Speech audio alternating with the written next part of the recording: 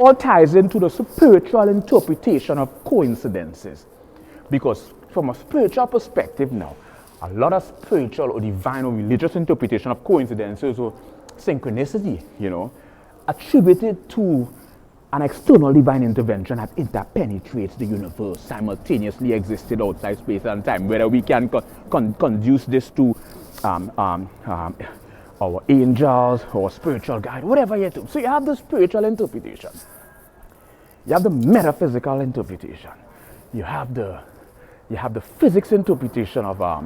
coincidences, aka synchronicity, you have the scientific radical materialist, you have the staunch idealist. All this ties into, so to understand all the different interpretations of coincidences and synchronicity, we have to understand all the polarized intellectual and academical schools of thoughts and interpretations, and